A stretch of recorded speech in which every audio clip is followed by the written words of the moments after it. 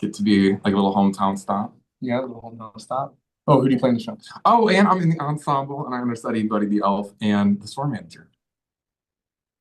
Uh, Hi, I'm Clark Anton Rulon. I'm 23. I'm from Indiana, so I visited Chicago a bit. This is technically my home stop. Yeah. I'm also in Indiana, Um, so that's awesome. yeah, right. What Go part of Hoosiers. Indiana are you from? I'm from Noblesville, so Awesome. like, you know where that is. I don't need to Yeah. explain it. And I am the swing and assistant dance captain. That's awesome. And so, let's start off with some elf questions. So, what was you guys' audition process like? Because everyone's audition is different. So, what was your specific process like? Mhm. You go for it. So as most auditions start, it's either on Actors Access or Backstage. Um, and you submit your headshot, any reels you have on Actors Access, and you hope that they'll send you some videos. So I got some videos probably about 2 weeks after I submitted. Um, and it was just a material that I had to, put on tape. And you film that, you send it in, and then again, wait probably 2 weeks. Yeah. Probably 2 weeks. And then they'll call for your first in-person session. And then that was really quick. All the in-person sessions, for me at least, it was all within the same like week and a half. So got called in first. Maybe you'll get asked to sing after that, or maybe they'll call you the next day to sing. And then maybe they'll have sides that you did before and they'll ask you to do that in the room. It really depends on who's there and what they want you to see. This was also interesting because there's skating involved, right? Because we're in New York and Rockefeller. So that's a question that they'll ask in the room, like, can you skate? And Richard Hines, our choreographer, he was the associate with Broadway. Um, he he's so funny in the room because he'll always say like, "Can you skate?" And don't just say it if you can. Like, no, he's like, I want full on Mamma Mia, like going rollerblading. There's no just like I can kind of skate. Like, no, you need to skate, You are. and we are We are skating. skating. I said no. I said no. So still, I still got that. I had to learn during the process. But yeah, after that, you do your callback, you get called back a few more times. And then after the final callback, which at this point was, I think, a Saturday, a Friday or Saturday. I did actually, we ran into each other on that final audition day. I don't remember anything. No, you don't, you left out. Um, and then everyone gets their contracts a little differently. But yeah, it's about 2 weeks after you submit, probably about a week or two after you submit the tapes that they ask, and then probably a week or a week and a half, depending on when they need the show to start. Yeah. For me personally, that was my experience. Yeah, mine was a little different. Yeah, yours was a little I got called in, I guess, by the team. I still don't understand how that really works. My agent submitted me for it, and then they said, yes, we'd like to see him. And I was originally in for Buddy the Elf as a principal. And so I take it's a 40-page packet for Buddy, the audition packet. So it was, Oh, yes, I didn't know that. it was 6 scenes and World's Greatest Dad and World's Greatest Dad reprise. And then Sparkle Jolly was supposed to be called back, but we didn't end up doing Sparkle Jolly. So I flew out to New York and I did a Friday first round callback for Buddy. And then after that, they bumped me down, not down, I don't think down, Yeah, but then they bumped me to ensemble Buddy cover. And so when I came back next morning, and I had to dance with all these guys who had already been dancing the combos throughout the whole week. And I didn't bring any dance shoes because they were like, you won't have to dance. In all black. It's crazy. But yeah, and then I danced, and then I did my buddy stuff again, and then they threw ensemble sides at me. Yeah, you cold red. Yes, I did. The cold read. Because the audition monitor, she was like, and then we'll have Patrick, you'll read for Chadwick or something. And I was like, I don't have that. And she was like, what do you mean you don't have that? And I was like, I don't have Like, I wasn't told I needed to do that. Yeah. Yeah. And but yeah, so then I just danced that day. So I just had to do those 2 days. And then yeah, I didn't get cast originally. No, yeah. And then I actually I got my offer in August. So someone whose track I stepped into left their contract or whatnot. And now I'm here. That's awesome. Very common. Yeah. Very common. And so Elf is such a well-known show and movie in general. And so what scenes or songs do you guys forward to performing each night that brings joy to everyone in the audience? My favorite song, I got two. Just Like Him is, yep, is one of my favorite numbers in the musical. I don't know what scene that is Oh, in how it the relates to the movie. movie. Yeah, trying to relate to the movie. It's when he's wearing a suit. I think that You one know, is that's like, just, yeah, when he looks like his dad. I feel like that's in replace of like the mailroom dance scene.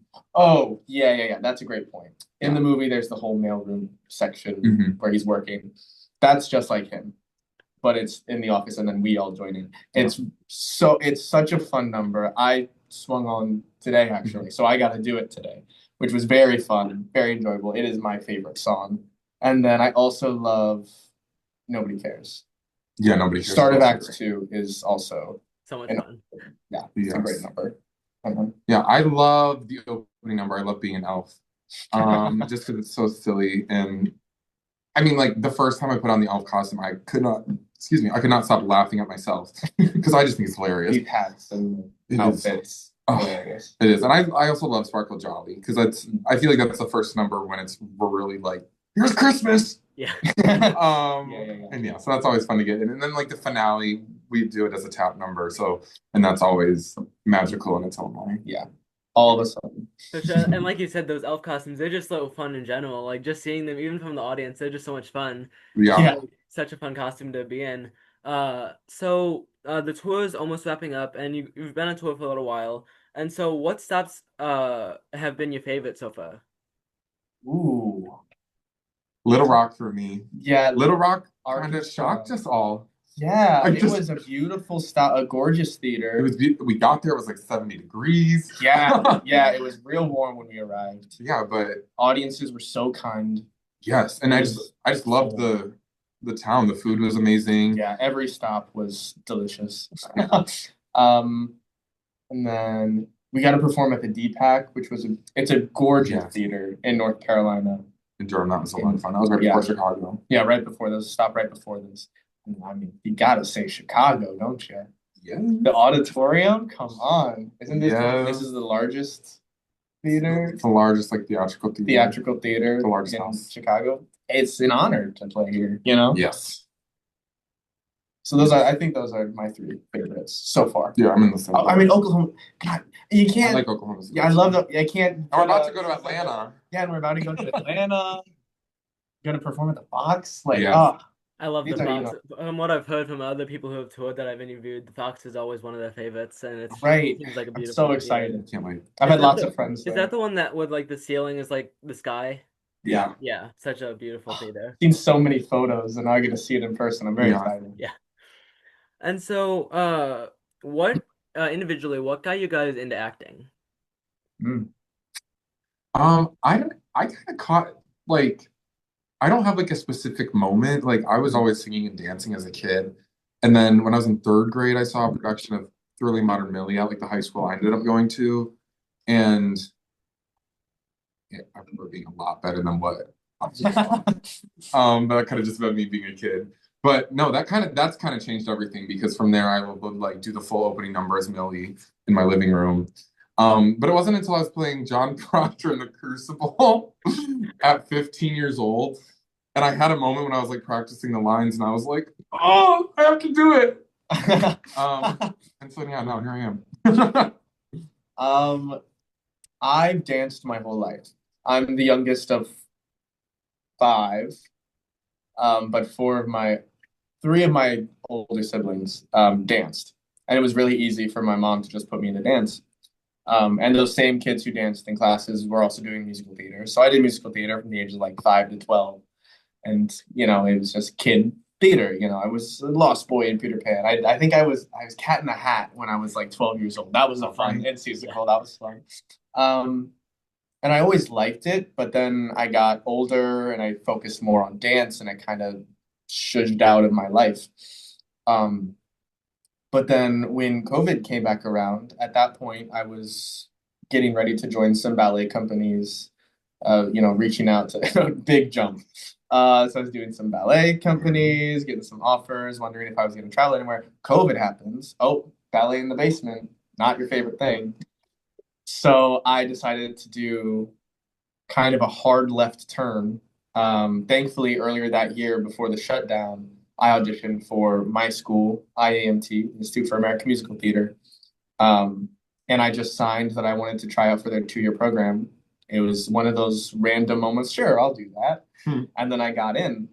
So then when the shutdown happened and I had nothing else to do, I said, well, I guess I'm going to go to New York now and focus on musical theater. And look at you now. And look at me now. I mean, it worked out. You guys studied at different schools for theater, correct? Yes. And so how did you guys' studies at the respective you guys at each respectable schools help you guys improve as an actor you are today? Oh, so we are currently in the building where I went to school. I went to Roosevelt University, Chicago College of Performing Arts. And I got into CCPA, which is the acronym, as a musical theater major.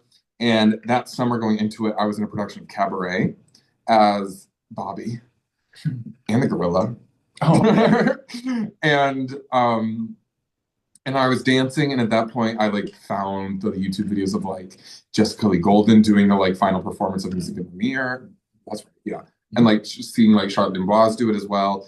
And I just like really caught this dancer bug. And so I switched to Roosevelt's musical theater dance program. And that's the biggest thing that I've got out of school, because dancing was my weakest. Like I couldn't like do a double pirouette when I started school.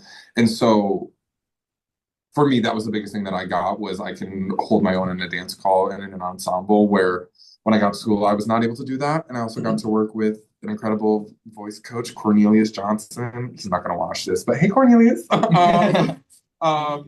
Maybe he will. But he's an opera singer in the city and everything. And so I got that classical training that I always wanted for my voice. And so, yeah, I just went into college knowing the game plan of what I wanted. I knew where my weaknesses were, and I knew how I was going to attack them. And that's how I kind of found success for me within our curriculum. Yeah. At IAMT, it's a 2-year institute. So I didn't get a BFA. I didn't get any sort of musical degree of any kind. I just got a certificate of completion. Now it's still going on today, run by Michael Minerick, who he produced Rock of Ages, Tony nominated. Got to throw that in there because it's hung up. It's hung up in the hallway. He was in Matilda. He's done lots of stuff, and because of him, we get a lot of connections with casting directors, with other agents, wonderful dance teachers as well. When I was there, because when I first arrived, it was in like the 5th year, so still rather new, more of a dance program than a musical theater program like it is now. Very brand new building. We were the first class in the new set facility. We were, and it's a small group. It's like maybe 100 people at first in my whole class, and that dropped down to like 80 by the second semester only. And we were in COVID. It was fall of 2020, so we had masks and the face shields. So what I learned while going to school there, especially in the first full semester and year, was the just dedication and the amount of work you got to put into it, right? Because I didn't go to New York thinking that I was gonna, change my whole life and have to work super hard doing musical theater. Yeah. But when you're going and you're dancing in masks and you're singing with a mask and a face shield, and I need to act and I'm trying to breathe and all these things, it's so many different challenges. So I'm really grateful for that experience. And my class is actually we're a very successful class. And I think that's because of how we started. We had the pause of the world, and we were able to kind of slowly go back into business with everyone else. So, COVID was a terrible time, but where I was at, it was like the perfect setup in musical theater because the business froze. It froze for my class pretty much. And it started with us when we were ready to go out and graduate. And I think the biggest thing I took from that, besides it's hard work and it's going to be hard, don't complain about it, was also treating yourself right. And when you act, it's honest, right? It's not about, oh, I need to play a sad moment now. Let me think of something sad. Like, no, you know what sadness feels like, right? If I said, oh, is something, I feel sad right now, you would immediately know what that feels like. That's all acting is. It's finding that present feeling. It's all from Michael Manerick. It's just finding that present feeling and finding that breath to do it. And it was such a great way to just be present. You could do that on stage, you do that in the audition room. It's the same feeling no matter what. So just being comfortable with yourself and present was my biggest takeaway. Yeah, for sure. Those are both great experiences. And so, what advice would you guys give to your younger selves? Not care as much. Like, obviously we have to wait. Maybe I spoke too quick. I just not like it is hard because we have to care what other people think because you want the job, but you can't care what they think because It's your art. yeah, because there's certain moments where it's like, no, this is what I'm gonna present you, Yep. and this is what like I've been in an audition and they were just trying to get me to do this note and it was for something and they were like they're going crazy over these women like they're ripping their hair out like they want these women so bad. And I'm just like it's not really me. Yeah. And so it was like, but it was like in that moment, instead of just like letting it like get on me or something, it was like, well, I'm gonna try to do it how I would do it. And at the end of the day, and it's probably not gonna get the job. I didn't, but it was like I could walk away with it just being like, yeah, whatever. Yeah. And that was a big thing for me this past year that I learned. Because I did 80, 85 auditions between my last contract and getting Elf in the span of that was from January to June. Yeah. 80, almost 85 auditions. And so just realizing like it's not there's nothing like we don't make the decisions, so you can't care about it. Right. It's such a numbers game, auditioning. Yeah. What I'd give to my younger self. What's meant for you won't pass you by. Yeah. Right? And that just kind of piggybacks right off what you're saying. What's meant for you won't pass you by. So if you really want to do a show, I know you really want to do that show and you don't get it, it's just not the right time. Right? There's no point to drag over it or be upset about it. Go get yourself a treat and go be happy that you even got in the room. You know, it's those little victories that get us through. Because as all performers know, like I said, it's a numbers game. You got 85 auditions in like 6 months. You know, you're going every other week with different characters, different actions, different, befores and how you're supposed to feel. It's just, you got to just do what you will do. And if they like you, they'll call you in. And if they just don't like your choice or whatever, it's not that you did anything wrong. It's art is subjective. Yeah. And what's meant for you won't pass you by. And it's how you fit in the group of people. Like you could be the best, you could literally be the best option in the room, but if you don't vibe with everyone else that they want, then like that's something you're an inch too short. Or you don't fit the costume properly, or I have to alter it just a little bit more than with this person, they're gonna get the job. At that point, especially at that level, it comes down to the finite little details. Yeah, for sure. That's great advice. And so this next question kind of ties into the last one, but what advice would you give to the actors who want to, younger actors who want to perform professionally? Yeah. I was a young actor myself who's just starting professionally.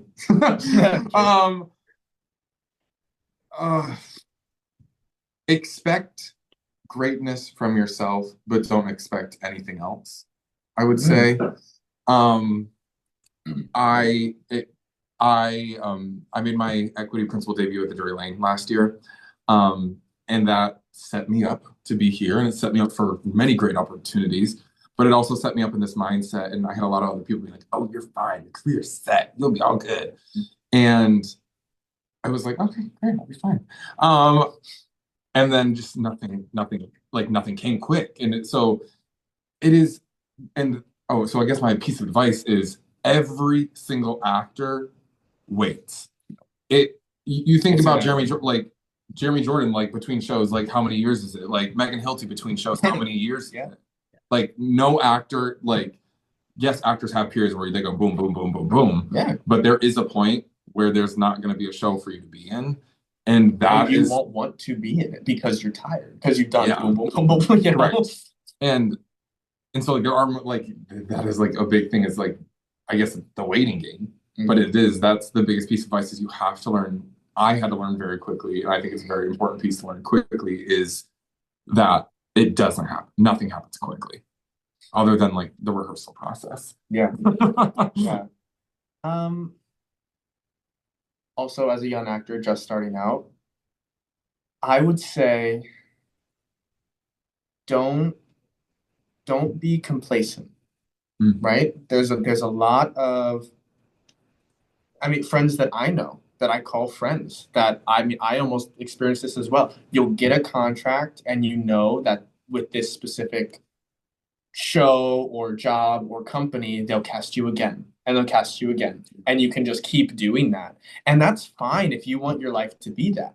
But if you want to be on Broadway or do a national tour or maybe travel internationally with a different tour or, do a cruise ship, you want to do that that's great if that's what you want to do. But if you have different goals of, I want to perform here, I want to perform here, I want to be in this show, then don't become complacent in the, oh, but I'm making money doing this. Because it's really easy to just want comfortability and affordability and, oh, I can just live in my apartment now and do this job however long and then come back and I'll always go back. So just knowing what you really want as a performer, finding your goal. And commercial theater necessarily isn't, that's my other piece of advice. Commercial theater is not exactly what you think it is. No, once you get to this level of theater, it's like, oh, this is different. It's different. It's different. And like, it does make you think. I mean, I've had moments where I've been like, is this? Okay, yeah. Yeah. But it's just the process, like even going from like doing theater here in Chicago and then doing this project, which I'd call it a New York show. Yeah. It was very different processes, very different, not expectations, but like kind of. But yeah, there's a lot of people behind the scenes for this tour specifically. Yeah. That no one else sees. I mean, it's the first, the longest name ever, the first national tour of the Broadway revival. Yeah. It's a big deal for these producers, for these casting companies, for the directors, all this. It's a big deal. So there is a different set of pressure on the cast to make sure that it looks the same on Broadway, because that's what they're promoting. Right. They're promoting the Broadway show on tour. Yeah. And like I've never like had a director from like London come over and be like, okay, I watched your show, here's some notes. Right. It's like that's a different experience as well. So like we were also putting up a show that the people who created it hadn't even seen yet until we got to Chicago. And they loved it. And they did. They loved it. And also no. Saying no that's like the biggest power we have as actors. It's saying no. You don't, just because you get something doesn't mean you have to take it. Right. You don't have to sacrifice anything to do a job in theater. Know your worth. Yes. Yeah, for sure. That's great advice. And so I have some popular holiday Christmas movie and lines. And so we're gonna lines. The line. So, okay. Finish the line? Yes, let's finish the line. Okay. Okay, let me just make sure. Okay, cool. Okay, so the first line is, I'll say the movie if that helps. So okay. The first one is from National Lampoon's Christmas Vacation. Save the blank for me, clerk. Oh, I should know this. I don't know this one. Oh, my cousins are gonna be so upset with you. Can you say it one more time? Say the line again. Yeah. Save the blank for me, clerk. Oh no! I should know this is Clark. It's Clark. I'm gonna have to forfeit this. I lose. I don't know. Ty, can you repeat that? We were cutting out. Oh, we don't know. The answer is neck.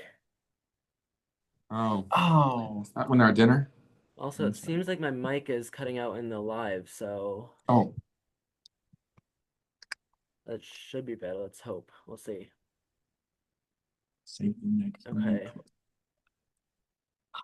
I'll edit in captions afterwards. So, number 2 from Christmas Story. Be sure to drink your. These are tough. Yeah, wait, how do celebrities do this when they do their show? Be sure to Drink your eggnog. Let's just say something. Let's just guess it. make sure to drink your.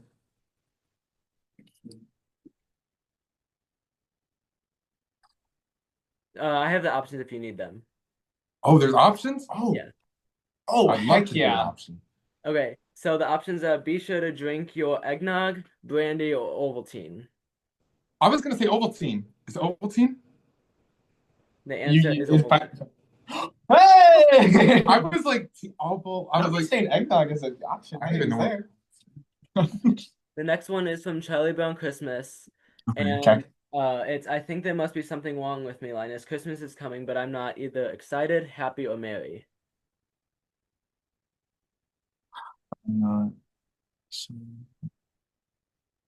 Wait, are excited, happy, or married the options? Yeah. Okay. I'm not. Is it? I feel like Mary's too obvious. Is it happy? Excited? Oh, I want to say excited. Okay, well, I'm going happy. I'm not. It might be Mary. Oh shoot. You're saying happy? I'm going happy. You were right last time. The answer is happy. Hey! The next one is from It's a Wonderful Life. Remember, no man is a failure who has either a family, friends, or happiness. Okay. Friends, family, happiness. And what was the question one more time? Remember, no man is a failure who has. Failure. Who has? I feel like it's gotta be. It's gotta be family. I'm locking in family. Lock in family. The answer is friends. Oh, boo! No. The next one is from Miracle on 34th Street. I believe it's blank, but I believe. It's either unbelievable, unlikely, or silly.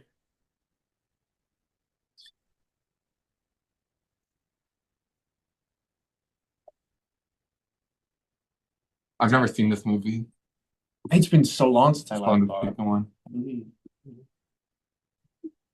I'm going unbelievable. Yeah, let's go with unbelievable. The answer is silly. So It's silly. Quite silly. Quite silly. I've never seen the movie, so I don't know the context of that. In the same boat here. This one's from How the Grinch Stole Christmas. Okay. No matter how different a who may appear, he will always be welcomed with either a mug full of beer, holiday cheer, or a kiss on the ear. It's holiday cheer. I know this one.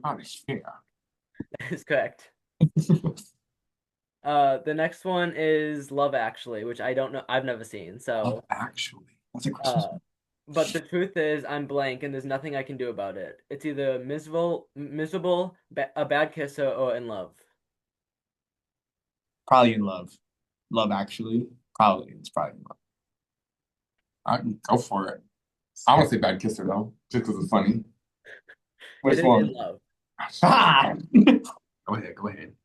And so the final one, from Christmas Carol, I see a vacant seat in the poor chimney corner and a blank without an owner. Either crutch, new hat, or pet rabbit. It's a crutch.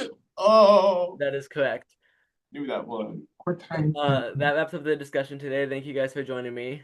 Thank you so Thank much. you so much.